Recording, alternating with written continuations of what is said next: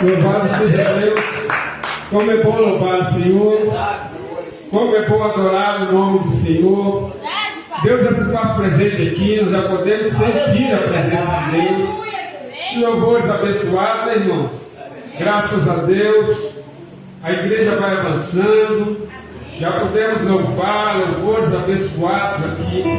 Agora Deus tem uma palavra no nosso coração. Amém? Você que tem sua Bíblia, eu queria que você abrisse comigo a palavra de Deus no livro da Carta Apostólica aos Hebreus. Carta aos Hebreus, lá no final, lá mais no final da sua Bíblia, capítulo 9, versículo 27 e 28. Esses dois versículos para a nossa meditação. Hebreus, capítulo 9, versículo 27 e 28. Eu queria, por gentileza, que você mantivesse a sua Bíblia na sua mão aberta, porque nós vamos voltar a esse texto. E eu queria que você ajudasse, lesse com entusiasmo a tua palavra, com interesse de aprender, de conhecer. Capítulo 9, versículo 27 de Hebreus. Nós vamos aguardar até que todos encontrem, para que possamos ler. Amém? Diz assim a palavra de Deus: e assim como aos homens está ordenado morrerem uma só vez, vindo depois disso o juízo, assim também Cristo, tendo se oferecido uma vez para sempre, para tirar os pecados de muitos, aparecerá segunda vez sem pecado aos que aguardam para a salvação. Amém? Você pode se sentar, mantendo a sua Bíblia na sua mão. Eu queria que você meditasse comigo. Nós já oramos. Esse texto, amados irmãos, ele traz aqui 5 verdades sobre a fé cristã. Nesse texto aqui de Hebreus, está ancorado 5 pilares que sustentam a nossa fé cristã. 5 verdades aqui do Evangelho de Jesus Cristo estão nesse texto. Esse texto é um texto tão incrível e maravilhoso que ele resume todo o Evangelho de Jesus Cristo. Aqui existem 5 verdades, 5 pilares da nossa fé. Primeiro, se você acompanhar comigo com atenção, o primeiro pilar é de que a morte nós vamos morrer uma só vez. Você morre uma só vez. Não tem 2, não tem 3. Ao homem está ordenado morrer uma vez. Então a primeira verdade é a verdade sobre a morte. A segunda coisa que nós vamos ver, o que acontece após a morte.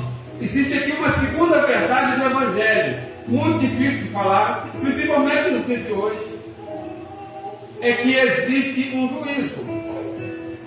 Após a morte, segue-se o juízo. Aqui é a segunda verdade que encontramos nesse texto. A terceira verdade que está escrita aqui é sobre a salvação. Porque nesse texto diz que assim como o homem vai morrer uma vez só e enfrentar o julgamento, Cristo uma vez só, ele apareceu aqui para morrer pelos pecados de muitos. A terceira verdade desse texto é a salvação através da obra de Cristo Jesus na cruz do Calvário.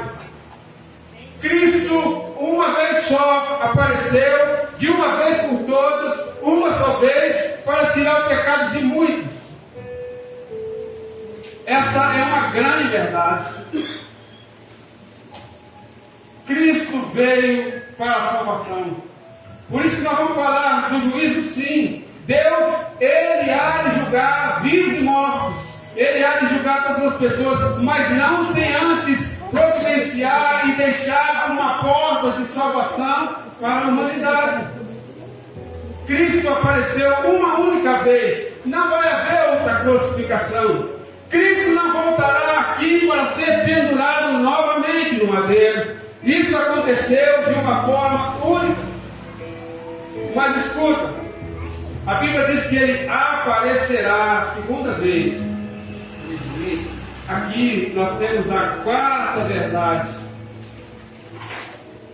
do Evangelho: o retorno de Jesus Cristo. Porque o final do versículo 28 diz que aparecerá a segunda vez para aqueles que aguardam a sua vida. Então eu queria discorrer com vocês sobre essas verdades descritas aqui. A primeira é: ao homem está ordenado morrer quantas vezes? Uma só vez. Aqui é uma verdade que difere o cristianismo de muitas outras religiões. Você não morrerá mais de uma vez. Por mais que te ensinaram, talvez você acreditou que poderia haver uma reencarnação, você morrer, nascer de novo e morrer mais uma vez, e assim, e passando de karma em karma, na expectativa de purgar o seu pecado, de melhorar, como muito é falado nos nossos dias. Eu lamento te dizer, eu lamento botar por terra hoje a tua ilusão, dizer que a Bíblia diz que isto não é verdade. O homem vai morrer uma única vez. Nós temos uma única vida e vamos morrer uma única vez. Nós sabemos que essa ideia de reencarnação é tão badalada nos dias de hoje, tão difundida no cinema. Se você viu o Ghost, o Outro Lado da Vida, se você viu as novelas da Globo, Alma Gêmea, por exemplo, que fala tanto de reencarnação, o cinema explora isso. A indústria cinematográfica, por mais bonito que seja, outro lado da vida, uma história bonita, um negócio ali, um filme muito bem feito, por mais bonito que seja, esta não é uma verdade. Se você viu como entretenimento, tudo bem, mas se você acredita nisso, se você um dia acreditou nisso e se diz cristão, essa é uma verdade incompatível com o cristianismo que cremos. A Bíblia diz que o homem morrerá uma única vez.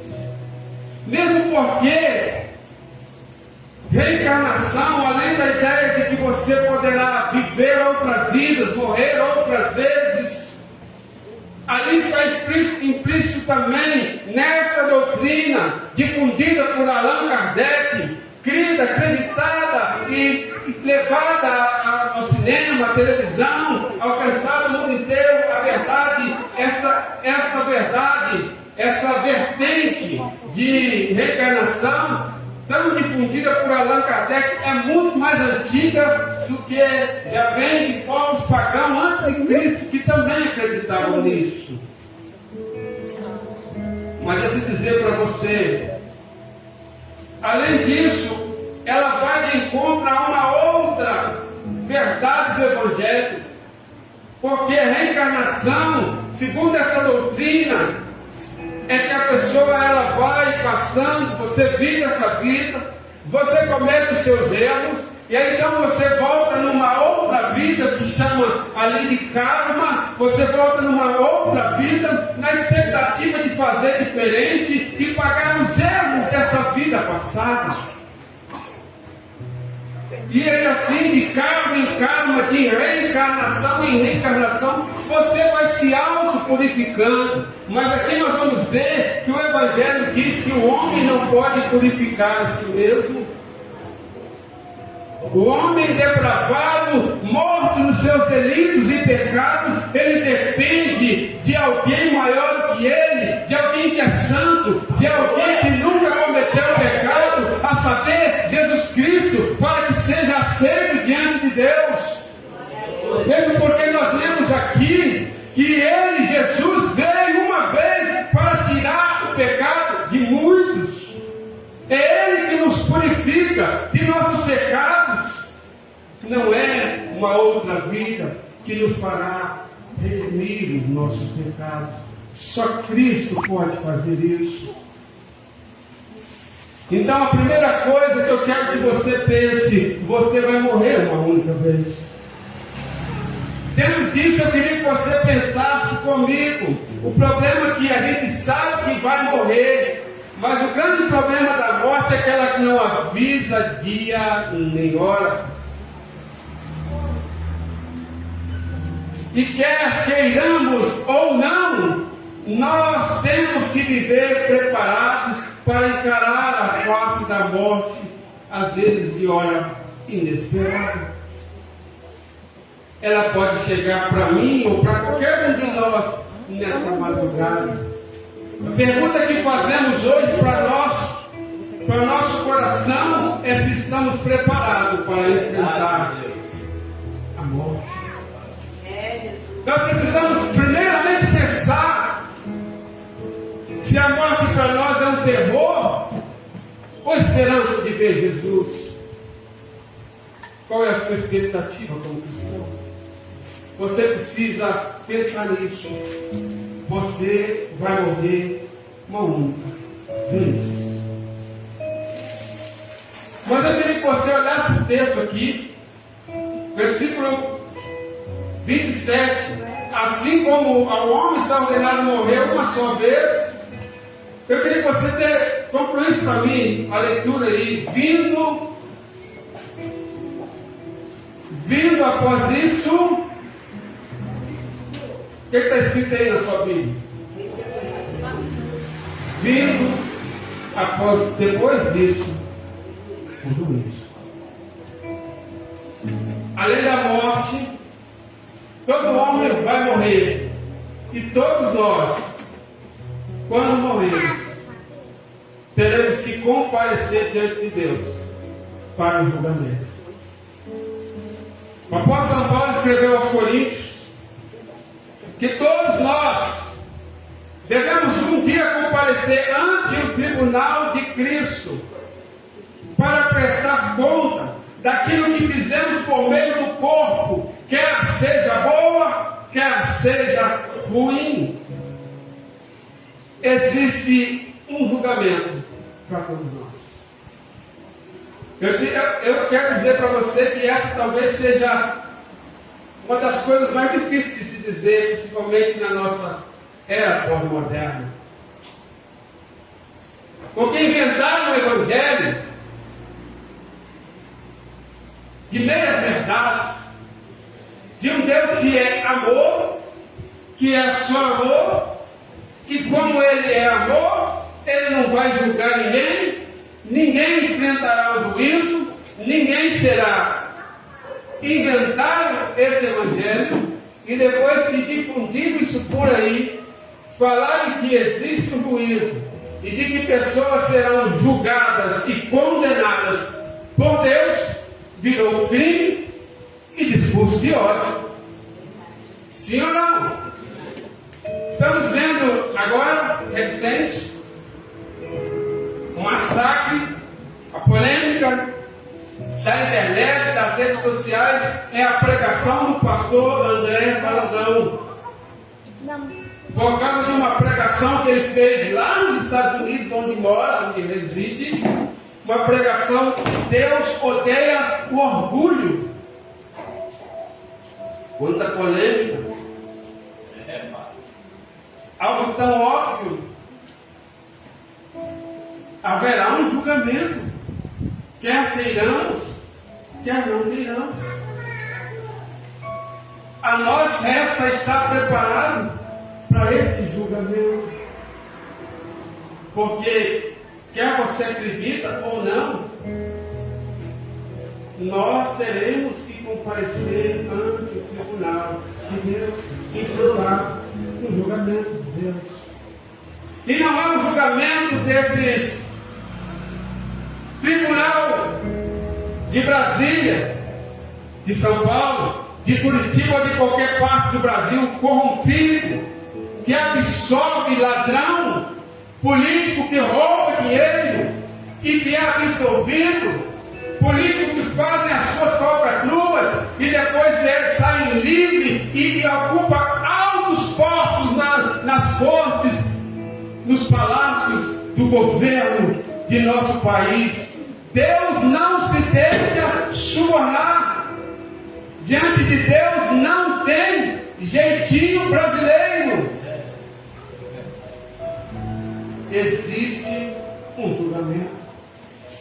Depois dessa pregação do pastor André Baladão, aqui no Jaqueline, né? Ali no Jaqueline, picharam a porta da igreja Lagoinha ali em frente ao Paranaíba ali. Deus não odeia. Picharam a frente da igreja. Deus não odeia. Deus é amor, sim. Deus é amor, mas a Bíblia diz que Ele também é fogo consumidor. Glória a Jesus. Deus, nós não podemos desassociar os atributos de Deus. E existem dois atributos de Deus que andam juntos: amor e justiça. O mesmo Deus que é amor, porque amor é um dos atributos de Deus, justiça também é um dos atributos de Deus. E como juiz justo, cabe a Deus julgar todos os homens. Então existe aqui uma outra verdade que os homens não querem ouvir, mas nós enfrentaremos a morte e em seguida o julgamento.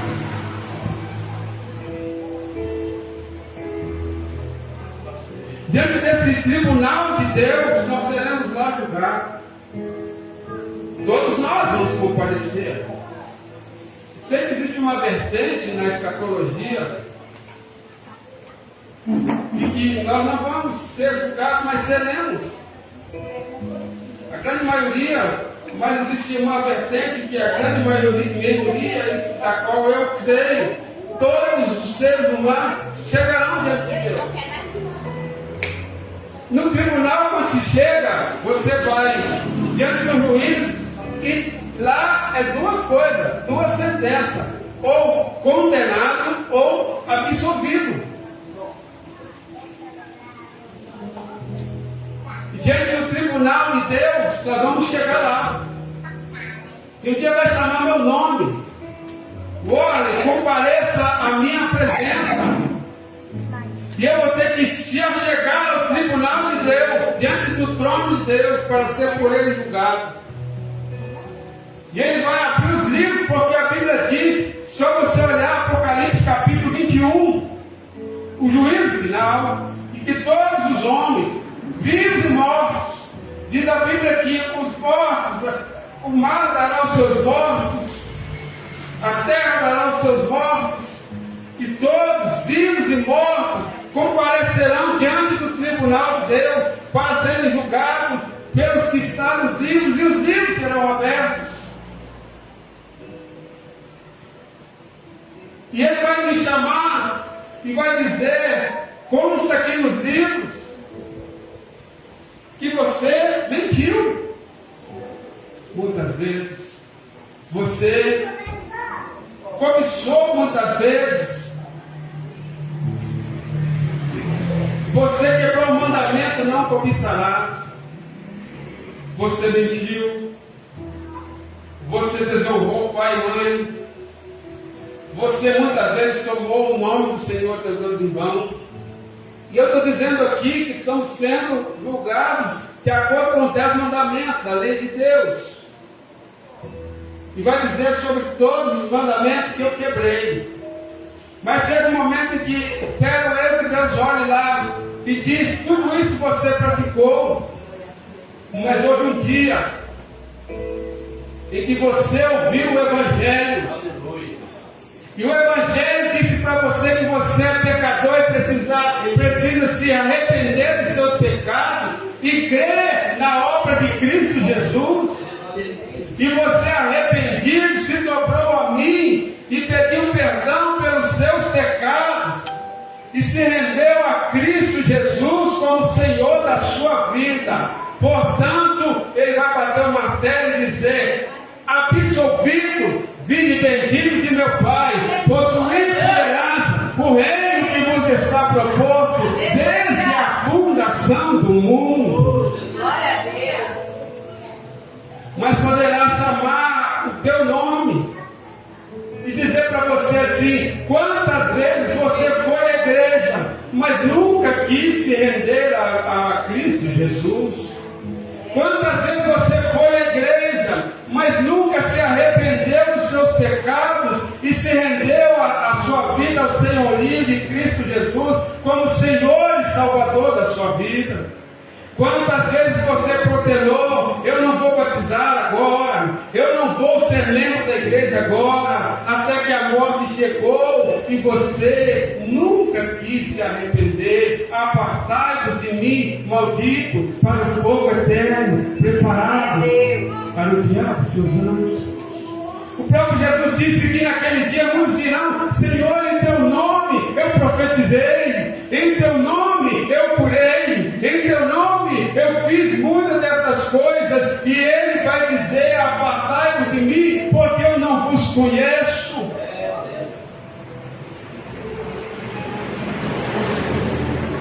Existe um julgamento, e esta é a segunda tripé do Evangelho da fé cristã.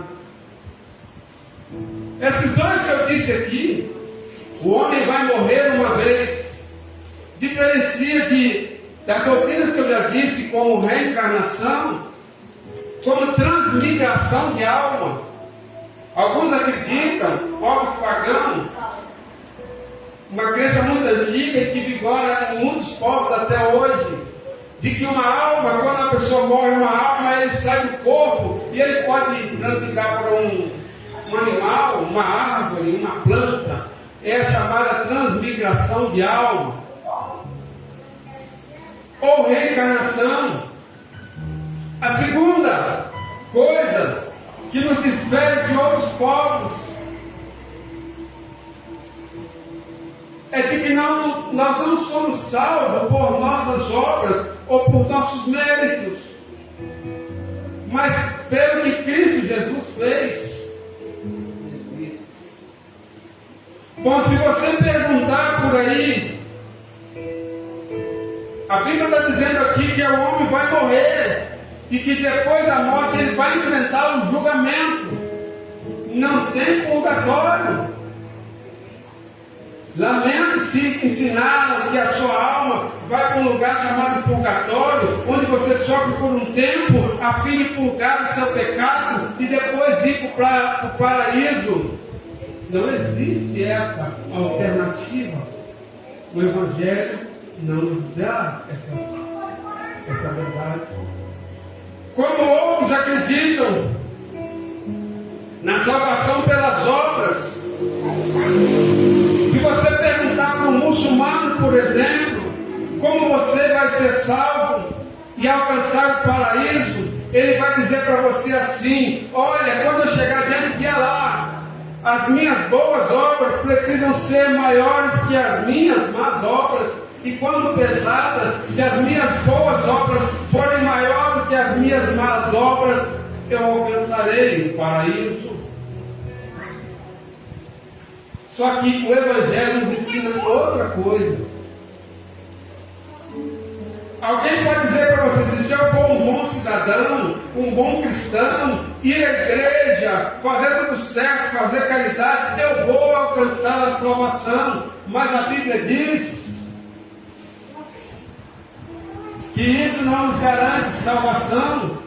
Efésios capítulo 2, versículo 8 diz que pela graça, a graça é favor imerecido, pela graça sois salvos por meio da fé, e isso não vem de vós, é dom de Deus, e não vem das obras, para que ninguém se glorie. Não é pelas obras, não é por nossos méritos, mas pelos méritos de Cristo Jesus. A Bíblia diz que a nossa salvação só depende de crermos na obra de Cristo, de nos arrependermos e nos entregarmos a Ele, porque é o único meio de sermos salvos. Se pensarmos que seremos salvos pelas nossas próprias obras, estamos perdidos. Olha aqui, a terceira verdade. Cristo, assim também Cristo, tendo se oferecido uma vez, olha o versículo 28, tendo se oferecido uma vez, para sempre, para quê, irmão? Quem pode ler aí para mim? Ele se ofereceu uma vez, de uma vez, para sempre, para tirar os pecados de muitos. Para tirar o pecado de muitos. Só Jesus pode nos tirar os nossos pecados e nos garantir salvação. Essa é a terceira verdade. Nós somos salvos pelo que Cristo fez. Se você não crê na obra de Cristo, você vai estar perdido naquele dia. Se você pensa que o ato de vir à igreja, de dar o dízimo, apesar de todas essas coisas serem lícitas, verdadeiras, se o fato de ter nascido num berço evangélico, frequentado a igreja, ser batizado, ser crismado, te garante alguma coisa sem a obra de Cristo Jesus, você está perdido.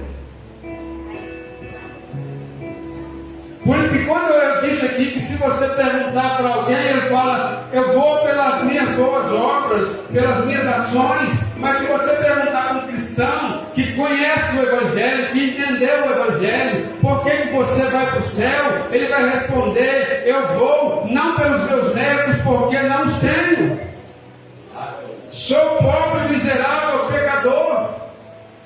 Então, como você acha que vai para o céu ou que vai merecer o céu? Eu vou pelos méritos de Cristo Jesus, meu Senhor, que morreu por mim, que levou o meu pecado, que pagou a minha dívida, que pagou a minha pena, e eu entreguei a minha vida a Ele, e que me justificou, e por isso eu sou salvo pelo Cristo Jesus, o meu Senhor. Glória a Deus. Cristo é o único meio pelo qual nós vamos ser salvos. É pelo que Cristo fez. Se você não crê na obra de Cristo Jesus, aqueles que pensam que pode ser salvo pelo que Ele faz, irmãos, estão enganados tanto quanto aqueles que pensam que de karma em karma vão purgar os seus próprios pecados. Salvação pelos méritos próprios, salvação pelas próprias obras, estarão perdidos naquele dia. Então a terceira verdade do Evangelho é a redenção em Cristo Jesus. Ele veio para tirar, mas olha aqui, olha esse texto. Aqui está escrito que ele veio de uma vez por todas para tirar, olha para a sua Bíblia e vê, para tirar o pecado de muitos. Irmãos, eu queria que tivesse escrito aqui para tirar o pecado de todos, mas não está escrito todos, está escrito muitos. Eu queria que fosse todos, mas não está escrito todos. Por que não está escrito todos? Porque não são todos que aceitam a Cristo Jesus como seu Senhor. Porque não são todos que estão dispostos a crer nele como o único, suficiente Salvador. Nós já sabemos que o Evangelho é exclusivista. Cristo é o único caminho. Cristo é o único mediador. Cristo é a única verdade. Cristo é a vida. Cristo não é um dos caminhos, Ele é o único caminho. Cristo não é um dos mediadores entre Deus e o homem, Ele é o único mediador entre Deus e os homens. No Evangelho existe o exclusivismo, e o exclusivismo do Evangelho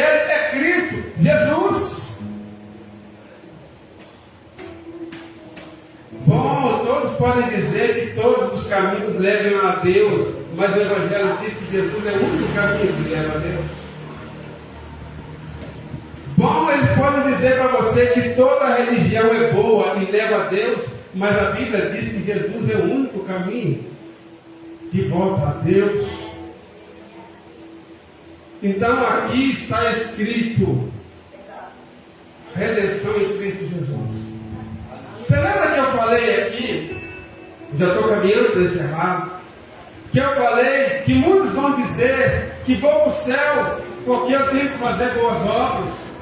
Eu vou para o céu porque um dia, diante de Alá, as minhas obras vão ser boas, vão ser pesadas, e eu vou para o céu. Todas as religiões, qualquer uma. Você lembra que eu falei aqui da reencarnação? Que na reencarnação a expectativa é que de karma em karma você vai pagar os seus próprios pecados, pagar pelos seus próprios erros e alcançar aquilo que eles chamam de... Fugiu a palavra, mas tipo alcançar a luz. Então você vai pagando de vida em vida, de reencarnação, você vai pagando os seus próprios erros. Todas as religiões vai dar para você que você precisa fazer, que você precisa merecer. Em todas as religiões, a salvação depende do homem. Somente o cristianismo mostra que o próprio Deus providenciou para o homem a salvação em Cristo Jesus, o seu Filho. Somente no Evangelho e no cristianismo a salvação está fora de nós, está em alguém além de nós, está em Cristo Jesus, está em alguém mais santo que nós, está em Jesus Cristo, o nosso Senhor. Mas o próprio Deus foi que providenciou. Toda vez que o homem quis chegar a Deus pelos seus próprios esforços, não deu certo. Vocês lembram da Torre de Babel? Lá em Gênesis capítulo 9, quando o homem tentou chegar ao céu, chegar a Deus através de uma torre, não deu certo. Porque Babel é o homem querendo chegar até Deus. Agora o Evangelho mostra Deus chegando até nós, descendo, assumindo a nossa humanidade, fazendo-se semelhante a nós para nos redimir dos nossos pecados. E João Calvino diz que ainda bem que a glória de Deus desceu até nós, visto que não poderíamos subir até ela. Deus se fez homem porque nós não podíamos subir até Deus. Quando Deus sabe e percebe que o homem não pode subir até Ele, Deus desce até o homem, de encontro do homem. Por isso Ele apareceu uma vez para tirar o pecado de muitos. O próprio Deus providenciou a salvação. Agora, quando nós dizemos que Deus um dia há de prestar conta, há de chamar o homem a juízo, eles querem dizer que o Evangelho é discurso de ódio. Eu não vejo ódio, irmão. Se tem amor maior do que esse, eu desconheço. Deus vai sim chamar o homem a juízo. Deus vai sim condenar o homem por seus pecados, mas não está longe de ser um Deus tirano, um Deus perverso, como muitos entendem por aí, um Deus que odeia. Não, porque Deus não vai julgar sem antes ter providenciado e dado ao homem a chance de salvação através de Jesus Cristo, seu Filho. Por isso nós não poderemos chegar diante de Deus e falar: Senhor, não pode me julgar.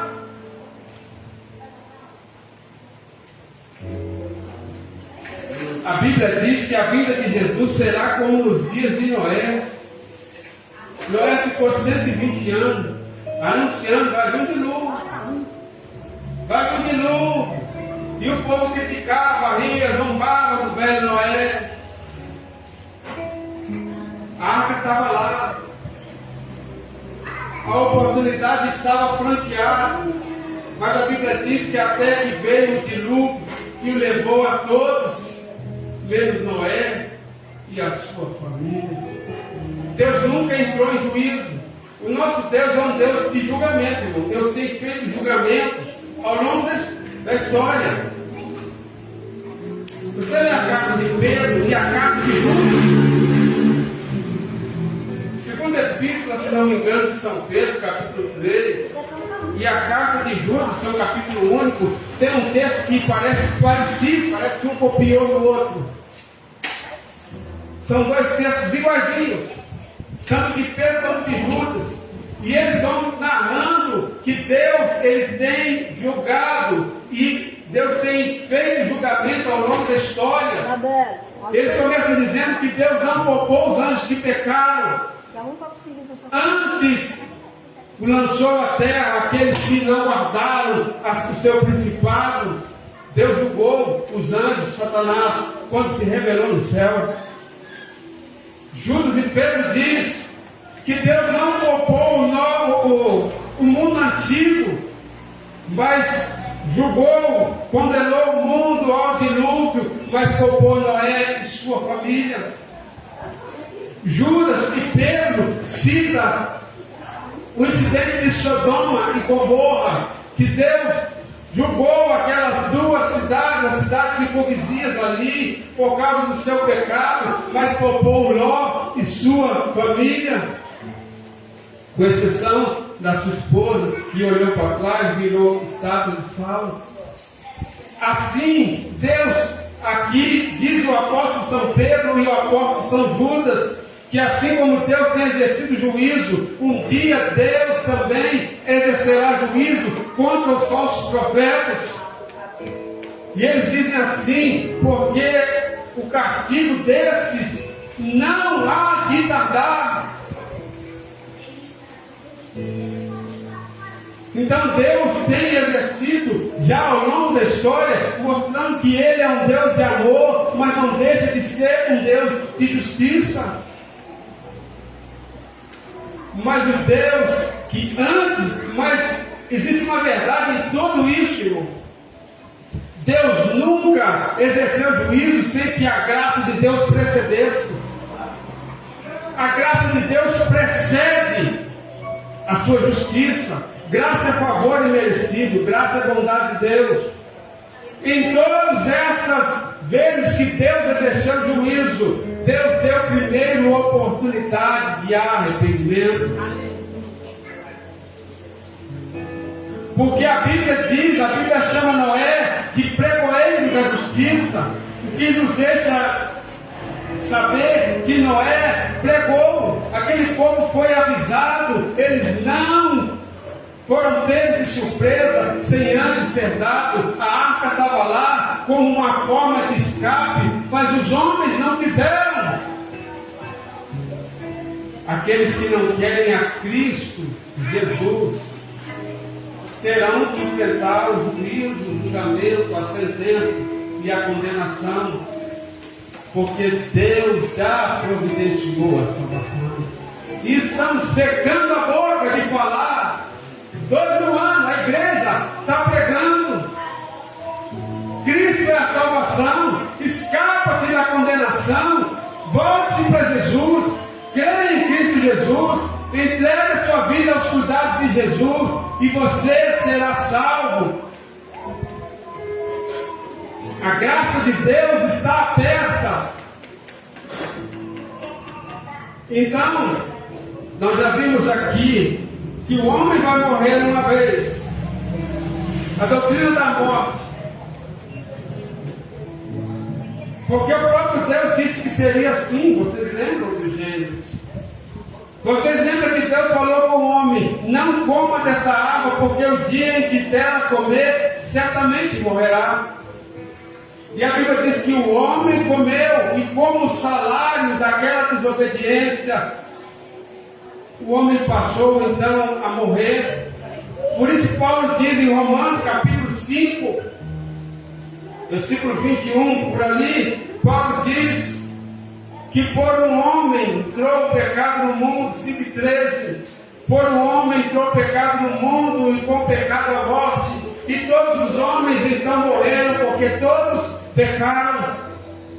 Paulo diz no capítulo 6 de Romanos, versículo 23, que o salário do pecado é a morte, mas o dom gratuito de Deus é a vida eterna em Cristo Jesus, nosso Senhor.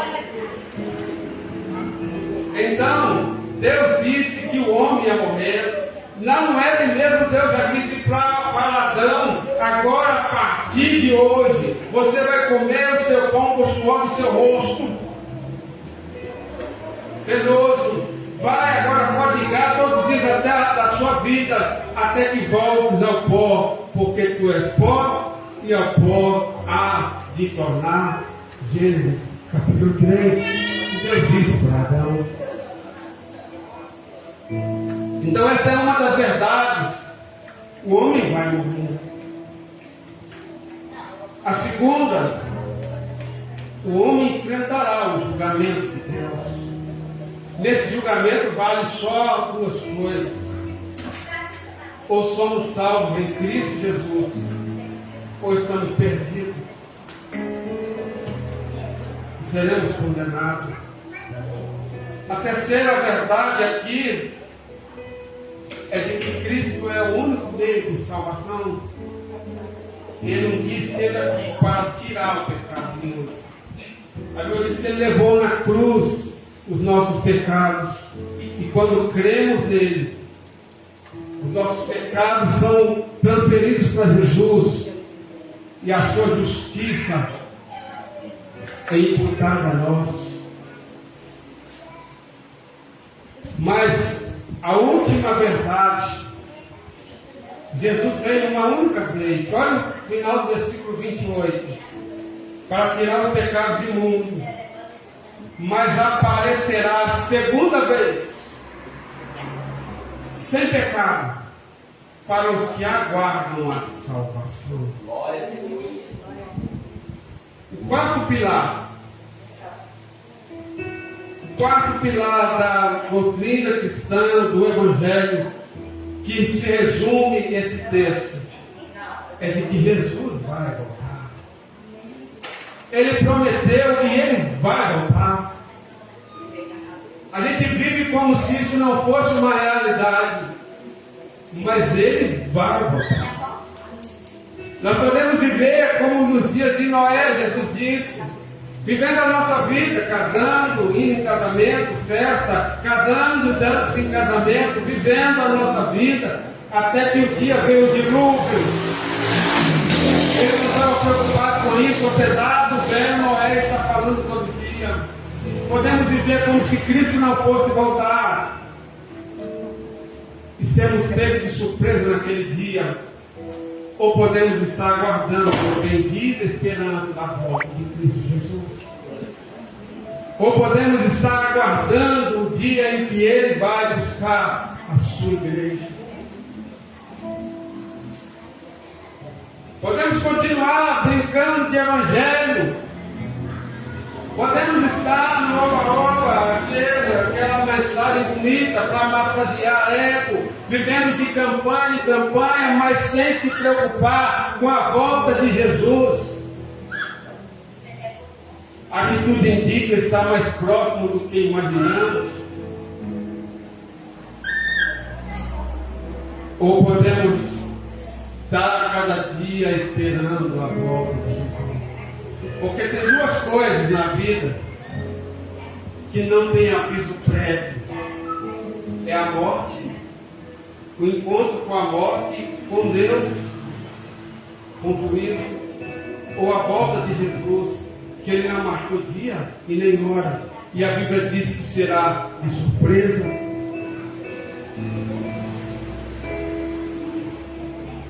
Queridos, esses são os quatro pilares. Esse texto resume o Evangelho nessas quatro verdades centrais do Evangelho. Que nós possamos sair daqui hoje com essa certeza no nosso coração. Talvez você pergunta assim: Mas como que eu vou saber se eu sou um salvo? Que eu posso estar tranquilo, seguro, de que se eu deitar na minha cama e não acordar amanhã, eu estou salvo em Cristo Jesus? Ou se essa noite tocar a trombeta dos anjos e Cristo voltar a aparecer nas nuvens com grande poder e glória, como eu posso saber que eu serei chamado, vinde benditos de meu Pai, e não apartai-vos de mim? Irmão, não é impecabilidade. Não é impecabilidade que você não peca. Nós pecamos. Não é perfeição ou superperfeição. Também não. Talvez o diagnóstico mais simples que podemos fazer é de que quando você peca, seu coração chora. O pecado é um acidente na sua vida que te causa mal, ou você não se preocupa com isso?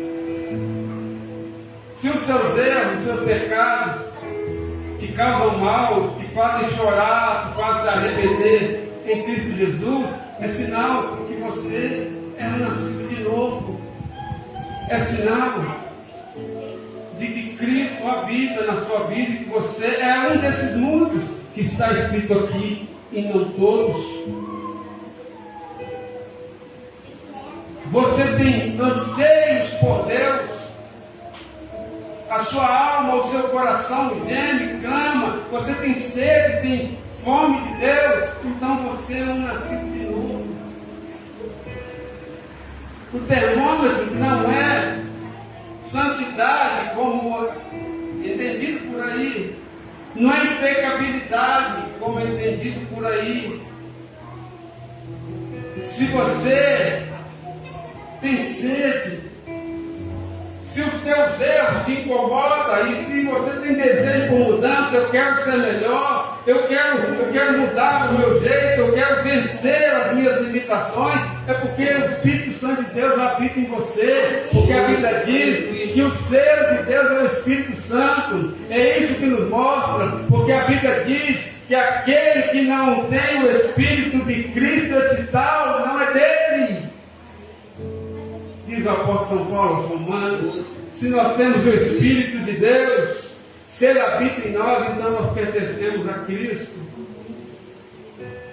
Se você sente dor, sente vontade, sente anseio por Deus, é porque o Espírito Santo habita em você. Se os teus erros te incomodam, se os teus pecados te fazem chorar, é porque o Espírito Santo habita em você. Porque quem não tem o Espírito Santo de Deus não está nem aí, ou eles querem pecar, eles sentem prazer. Dizem alguém que uma ovelha pode até cair na lama, mas só os porcos rolam nela. A ovelha, quando ela rola na lama, ela quer sair dali, entrar na água limpa, ela quer se limpar, porque ela não gosta da sujeira. Agora o porco, se você lavar ele e soltar, ele vai voltar para a lama de novo e vai se revirar na lama, porque a natureza dele é da lama. Essa é a diferença do nascido de novo e daquele que não nasceu de novo. Que você possa analisar o seu coração hoje. Eu quero que você pare agora um instante e nós vamos orar. Eu quero que você curva a tua cabeça, feche os teus olhos e você pensa naquilo que nós ouvimos aqui de Deus, da parte de Deus hoje. Sonda o seu coração. Se preciso for, arrependa-se dos seus pecados diante de Deus esta noite. Se você puder, fala com Deus no seu coração: Senhor, eu não quero viver a minha vida como se eu fosse eterno, como se eu não fosse morrer. Senhor, eu não quero viver a minha vida como se eu não fosse ter que um dia enfrentar um julgamento. Senhor, eu não quero viver a minha vida como se o Senhor não fosse voltar. Senhor, eu quero uma transformação, eu quero sair daqui hoje diferente. Eu quero sair daqui hoje com mais sede, com mais fome de buscar o Senhor. Eu quero orar com você, Senhor, louvado seja o teu nome por tua palavra, Senhor. Deus, a tua palavra é poder. A Bíblia diz que o Evangelho é poder de Deus para a salvação de todo aquele que crê. Senhor, foi aqui entregue o o teu evangelho, Senhor. Eu não trouxe aqui as minhas palavras humanas, não foi palavras meramente humanas. Aqui foram, meu Deus, pregada a tua palavra, o teu evangelho. Senhor, palavras essas poderosas que podem salvar o mundo inteiro perdido. Senhor, aplica essa palavra no coração, no nosso coração. Ajuda-nos a viver a expectativa, Deus, dessa certeza. Senhor, nós sabemos que vamos morrer, Senhor, mas que possamos ter como cristão essa convicção. Senhor, que a morte não seja um terror para as nossas vidas, mas a expectativa do encontro com o Senhor. Senhor, que possamos viver não com medo da morte, não com medo da tua volta, mas com desejos, com anseios de estar na tua presença, convicto com a certeza. Senhor, esse coração que ainda não se decidiu para ti, esse coração que ainda está fechado, está travado, esse coração que ainda não se abriu para o Senhor, Deus, que se abra hoje. Que não possamos protelar, porque o amanhã não pertence a nós. Pai, em nome de Jesus, nós te agradecemos pela tua palavra. Te agradecemos por esta reunião, por esta família que se reúne aqui. Te agradecemos por esse culto, por essa semana que se inicia hoje. E que essa semana nós possamos continuar caminhando com o Senhor, Deus, cada vez mais perto, mais próximo, mais íntimo, mais chegado, para a glória do teu nome, Pai. Em nome de Jesus é a nossa oração. Amém. E amém. Sim.